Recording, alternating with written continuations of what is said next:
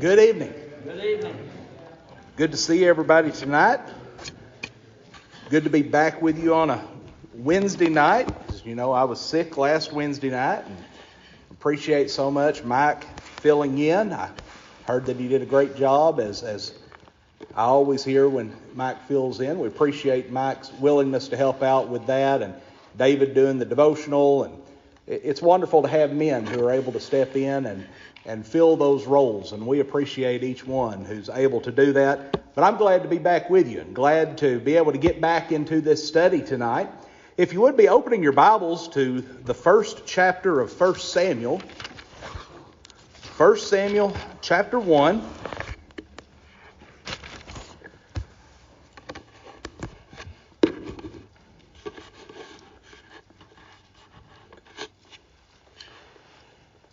Jadon, would you lead us in a word of prayer to start our class?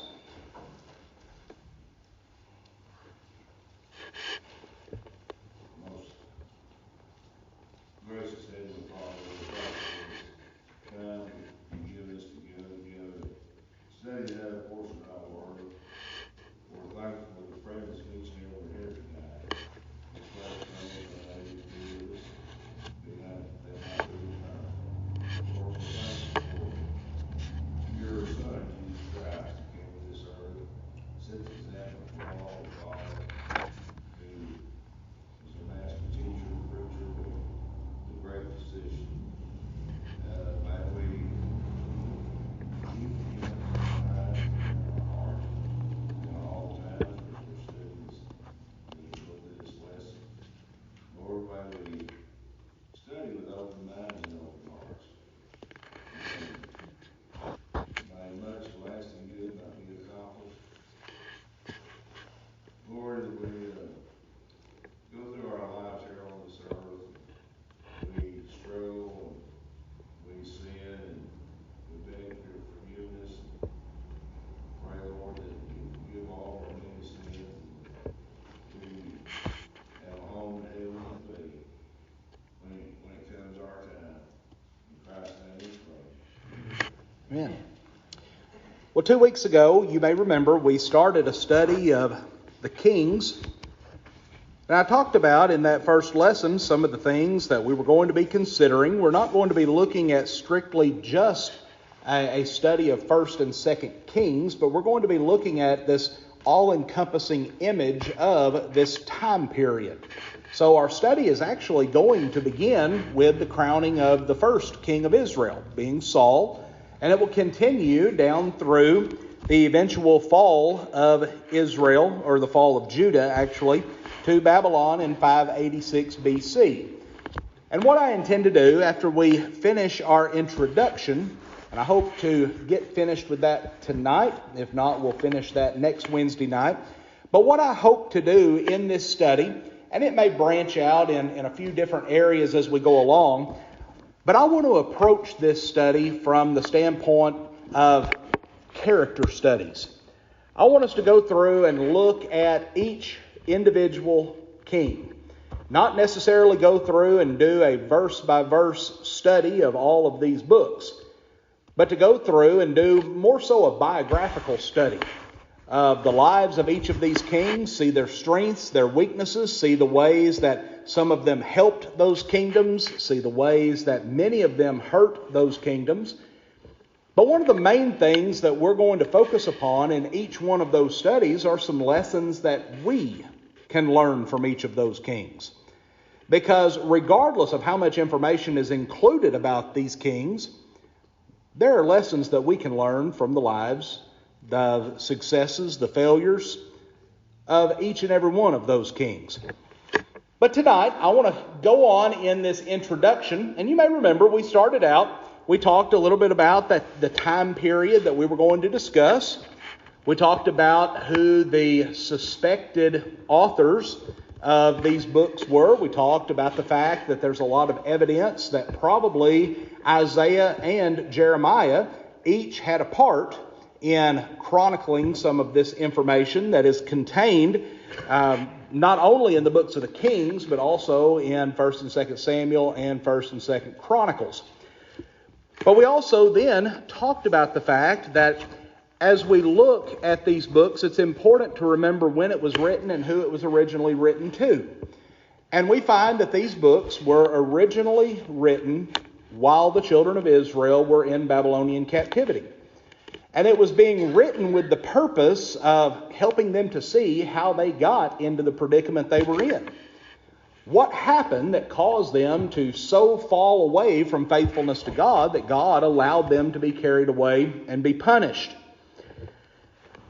But then where we left off in that study, we were talking about the fact that whenever we look at this time period and we look at the different lifespans of these kings and the things that were going on, there's really three main themes that we're able to see in each one of these individuals. And first, we're able to see the important role that prophets played during this time. So often as we read through this section of scriptures, we focus upon the king and the things that he engaged himself in, but all the while, each and every time there was a king on the throne, there was at least one prophet who was active as well. And the prophet was there advising the king, warning the king, helping the people along, trying to get them to remain faithful to God. And so we're going to see as we go along, there's going to be a lot of overlap in certain kings and certain prophets. And so we'll talk quite a bit about the part that the prophets played. But also, one thing that we find stressed throughout this period is what happens when people turn away from God. And really the situation that was taking place in Israel and Judah that ultimately led to the fall of both of those nations is they wanted to be like everybody else. They didn't want to be unique. They didn't want to worship just the one true God of heaven. And so they began to worship many false gods. They began to assimilate their cultures, their beliefs into the Canaanite peoples that they were supposed to have driven out from the outset. And so one of the things that we're going to see stressed over and over and over is that because they failed to serve God, failed to worship God the way they should, they continued to face times of struggle and times of punishment. But also something that we're going to see stressed as well over and over is both the grace and the wrath of God. We're going to see the wrath of God more so than the grace of God further along in this study we get, because the people are going to become more and more evil. Now, the times when Judah had kings that rose to power, that tried to turn people back to God, we see God's grace displayed. We see his anger abate during those times. But then as those kings would pass away and people would once again turn away from God, we would see the wrath of God coming upon them once again. And as we talked about 2 weeks ago, that wrath eventually spilled over. The Assyrians were allowed to come in and conquer Israel, and then about 100 years later, the Babylonians were allowed to come in and conquer Judah. So what that brings us to now is, let's go all the way back,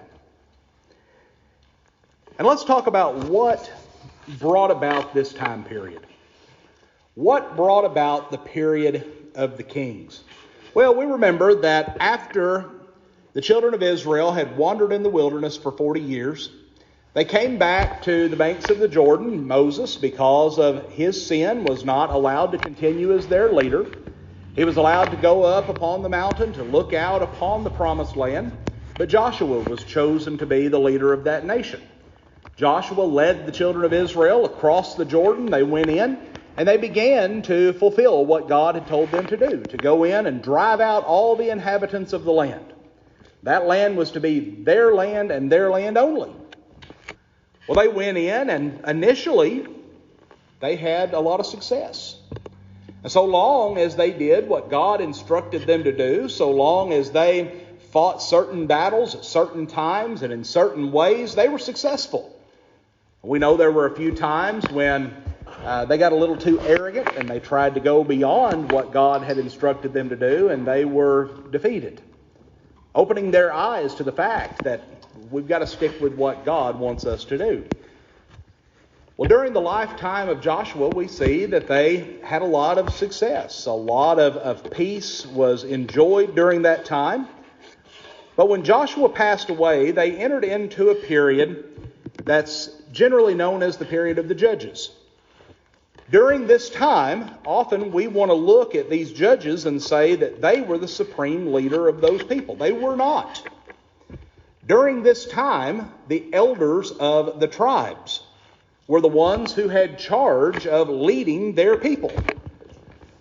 But what would happen was those elders, they would grow lax, or a new generation would rise to power, and they would begin to fall into sin. Well, God, not being willing to allow them to be completely carried away, would raise up a strong leader, a unifier, someone to bring the nation back to faithfulness to Him. Those individuals were known as judges.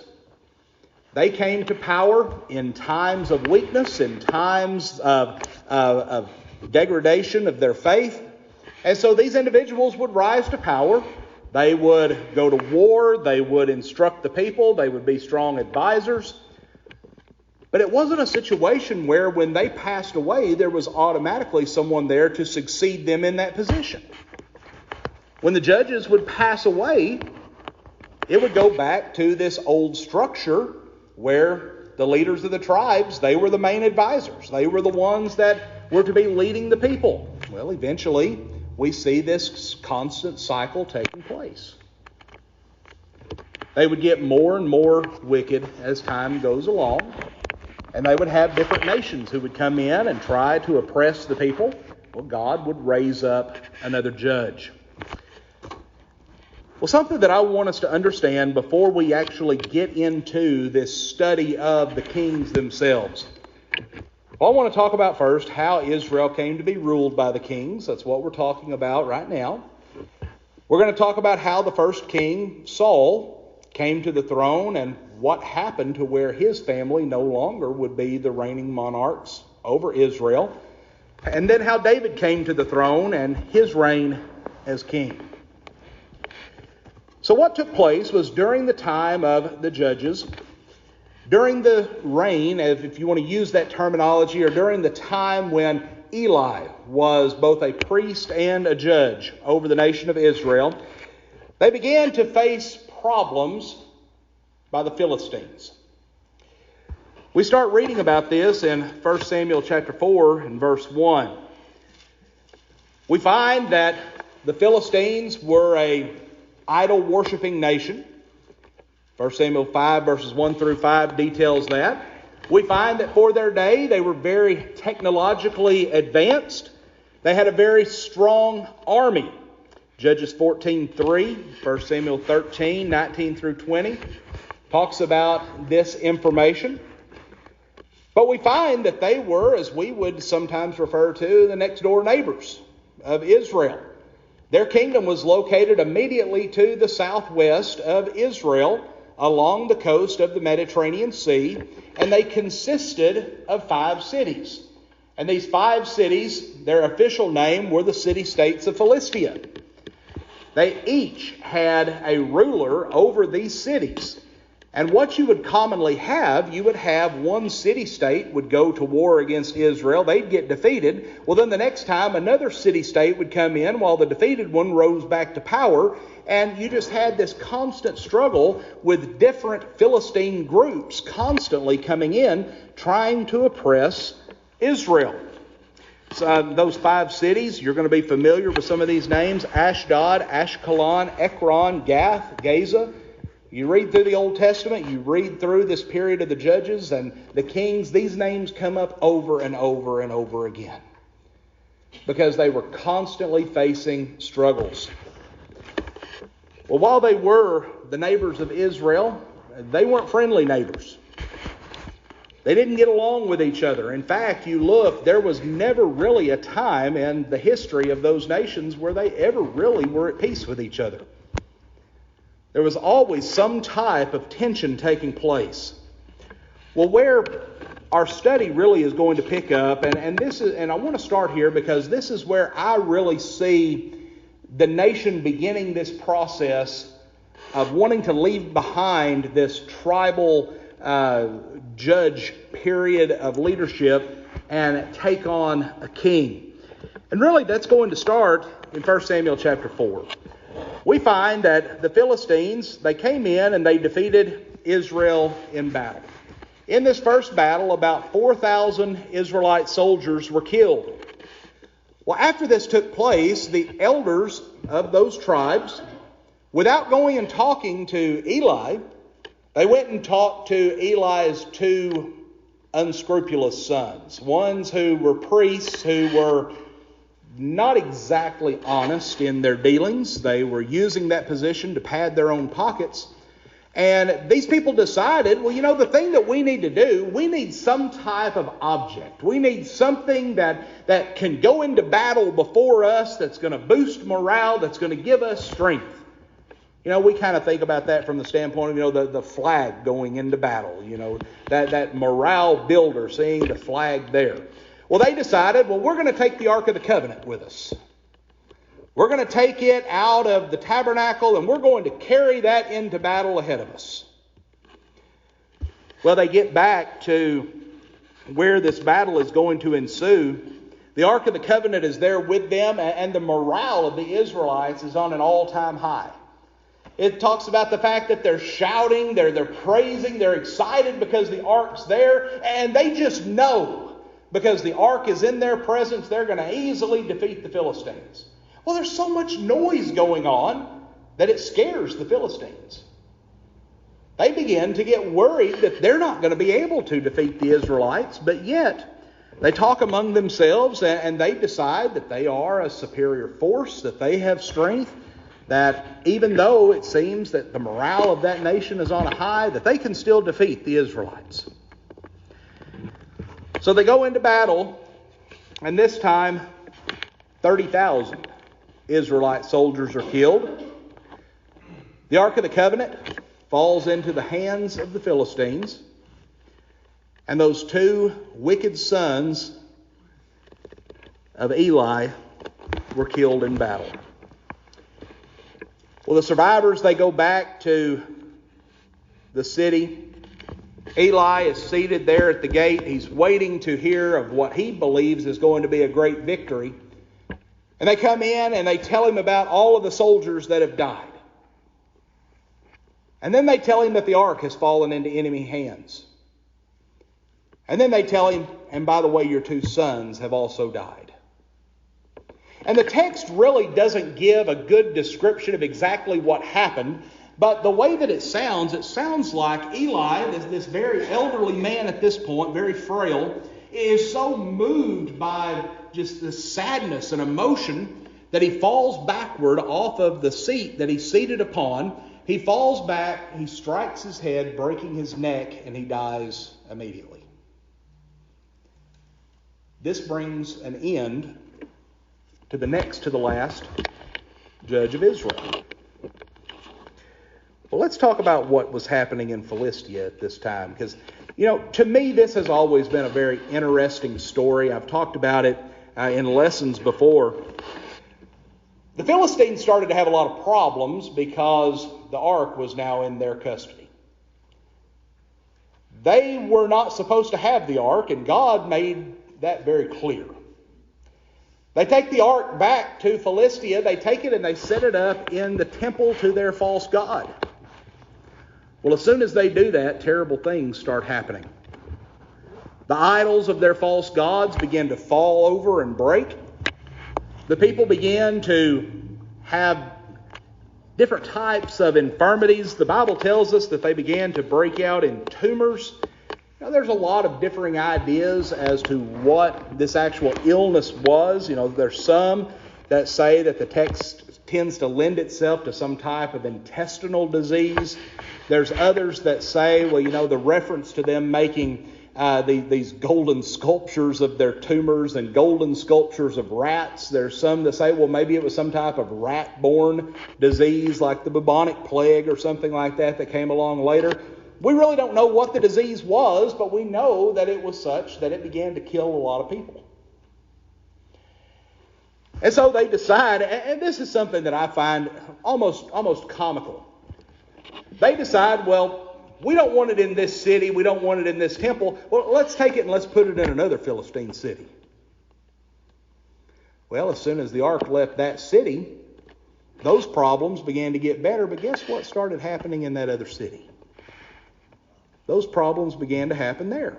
Well, after 7 months, the Philistines, they decide, you know what, we don't want the ark here anymore. We got to do something with it. We got to get it back to Israel. And so they go out and they build a new cart. They take and they hitch up 2 milk cows to this cart. They take and they place the ark on this cart along with, get this, 7 golden tumors and 7 golden rats. And they say that this was to be a trespass offering. That this was to be a sign to Israel, almost an apology to Israel and to God for taking the ark. And they said that each one of those tumors and each one of those rats was indicative of a month's time that the ark was away from Israel. Well, they take and they set this cart off toward Israel.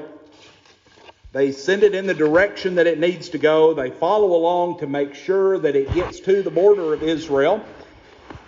Well, as soon as the ark passes into Israel, it arrives at a place called Kirjath-Jearim, where it would remain for 20 years under the care of a man named Eleazar and his family.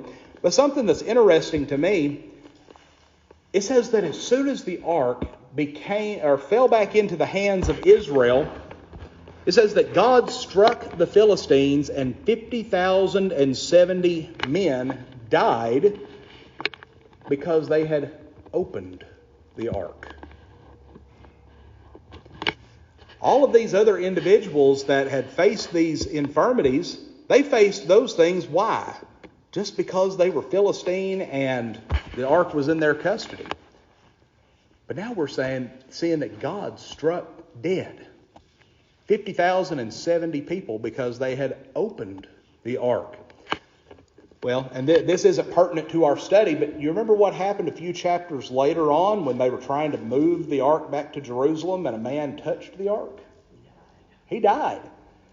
So here we stop and we think about, they went further than that. They actually opened the ark. A lot of people lost their life as a result of that. Well, now the ark, while it's in Philistia those 7 months, and then now it's back in Jerusalem, the story shifts back to Samuel. Samuel comes before the nation and he addresses the real problem that's taking place. He tells them why they were having problems with the Philistines, but then he takes it a step further and he tells the people what the solution is. How they can fix the problems that they've been having. You know, Samuel is one of those individuals that when we think about great biblical leaders, Samuel has to be in that list.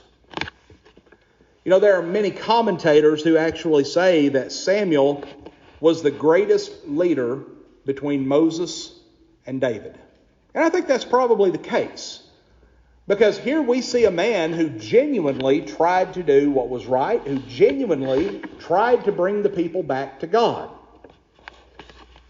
But here was a man who, like many of the judges before, not only was he a judge, he was also a prophet. And so as a prophet, Samuel served a very important role during this time. And it would be a role that would actually be critically important even up until the time of the day of Pentecost. Because you may remember Peter talking about that fact, talking about Samuel, talking about some of the things he did in the days immediately following the day of Pentecost in Acts chapter 3, verses 22 through 24. But what I want you to look at, if you have your Bible open to 1 Samuel chapter 7. In 1 Samuel chapter 7, verses 3 through 4, we now have Samuel. He stepped forward as the unquestioned leader of Israel. He is the spokesman of God as a prophet, and now he's going to tell the people what the solution to their problem with the Philistines is. So notice with me, 1 Samuel 7, 3 and 4. Then Samuel spoke to all the house of Israel, saying, If you return to the Lord with all your hearts, then put away the foreign gods and the Ashtoreths from among you, and prepare your hearts for the Lord, and serve him only, and he will deliver you from the hand of the Philistines. So the children of Israel put away the Baals and the Ashtoreths and served the Lord only. And Samuel said, gather all Israel to Mizpah, and I will pray to the Lord for you.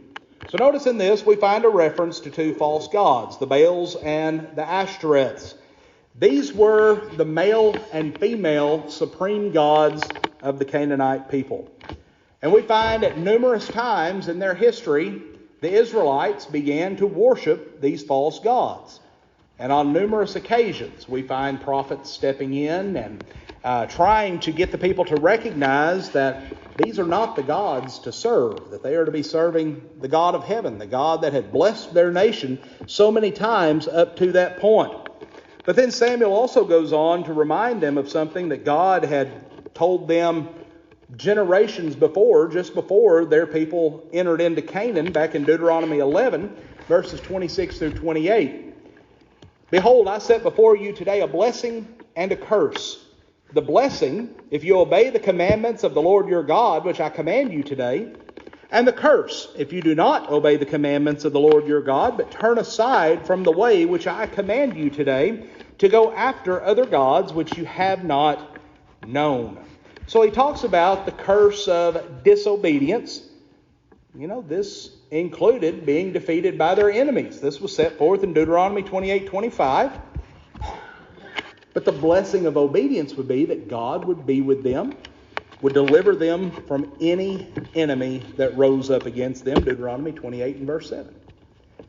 And so what Samuel's trying to get them to see, he says, you know what? The law has already spoken about this, and it should not be a surprise to you that you're facing this oppression. You've turned away from God, and so this is why you're not being successful. You've turned away from God. This is why the Philistines now have the ark. You've turned away from God. This is why the nation is at a weak point.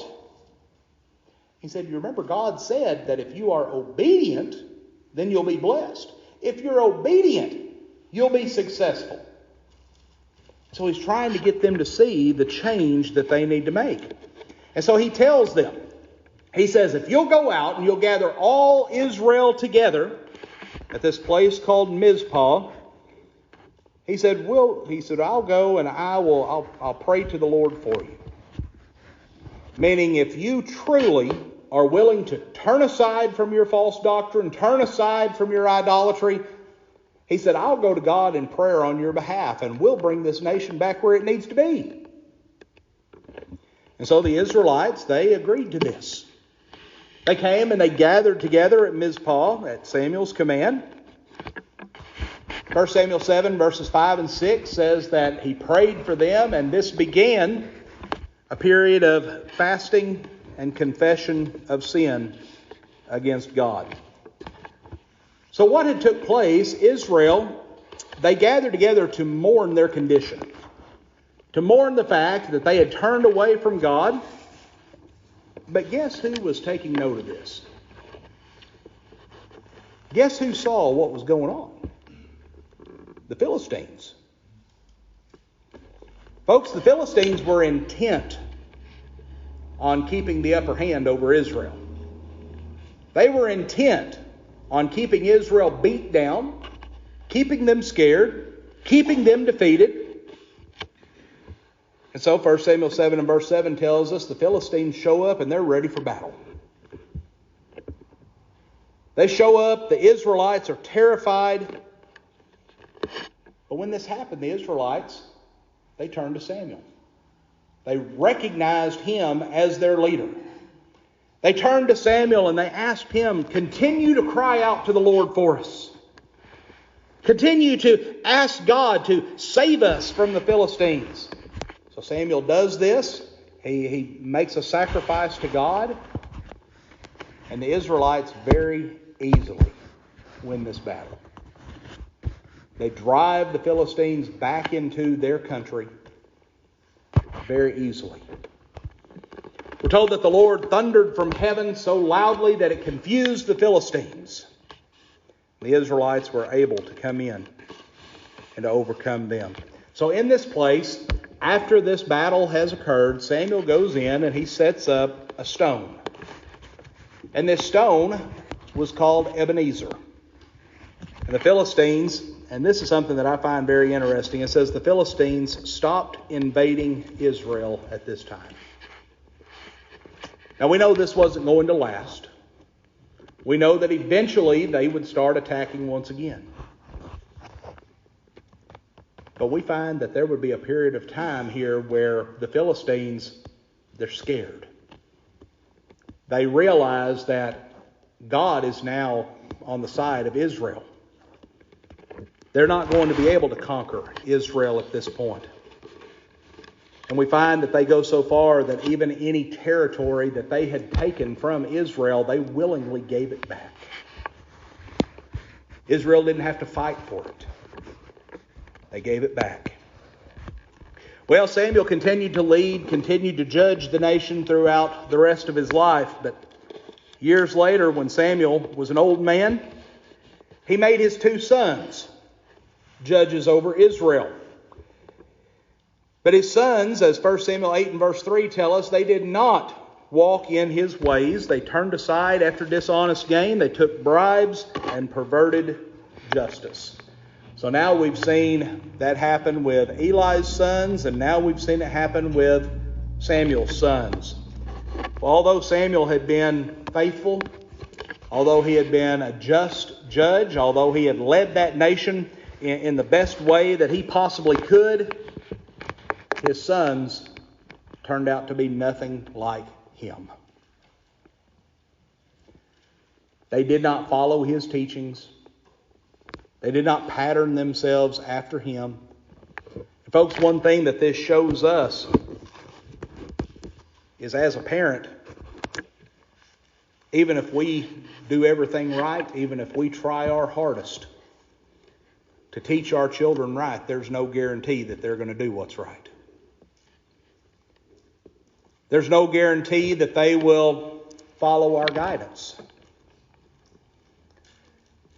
We cannot look at Samuel and downplay his greatness, his faithfulness, because of the actions of his sons. They were not strong leaders. Samuel was. Samuel was interested in doing what was right. His sons were only interested in doing what was best for them. And so, during this time, the tribal leaders, they get tired of these dishonest sons. Yes, sir. Can I get us way off course, but it's a valid statement or suggestion? Well, you probably can. Look at what Samuel's sons turned out to have been. Evidently, Samuel thought they were good and would do the job correctly, but they didn't. Right. He wouldn't have put them in that position if he had seen initially that that was what they would do. All right, but he was still had favor with God, even though his sons had strayed. We're going to be without an elder here for too long if Tom gets moved off. And there's men in this congregation who are qualified but don't feel so because their children were faithful while they were at home. When they left home, after a period of time, they didn't do the same things that Samuel's sons done, but they deviated from the truth, is what I'm trying to say. So don't you think that these men who are thinking about this might consider this, Josh, in making a decision? And that's something that we talked about quite at length when we were studying the eldership. And like I said then, I think every situation like that needs to be considered individually. I think it's a situation to where, in my opinion, I would not say that that's a 100% disqualifier, but I think it definitely needs to be examined, needs to be considered. And really a lot of it comes down to a person's interpretation of faithful children and how they apply that. But certainly, I mean, we can look at examples like this, and we know the scenario was different. This was not a situation where they were being appointed as a spiritual leader. This was a situation to where he was appointing them to be a judge over that nation, more in a physical sense. But it's one of those situations to where, like I said before, I mean, I'm not going to stand up here and make a blanket statement, yes or no, because I don't think we can scripturally make a blanket statement on that. But I think it is something that each situation needs to be considered. And each man needs to consider his children before they left home and after they left home. And as well as, and I mentioned this before also, a lot of it also depends upon what has that man done. If he has children that are unfaithful, what has that man done to try to correct that situation? But once again, I mean, that's something that we've looked at quite in depth, and so it's something that I don't want to spend a lot of time on, because I do want to get a little bit further in this, but David's already getting up, so we are just about out of time. But this is what I want us to stop with tonight. Eventually, due to the corruption that was taking place, we find that the tribal leaders, they came to Samuel being the last judge that they really trusted.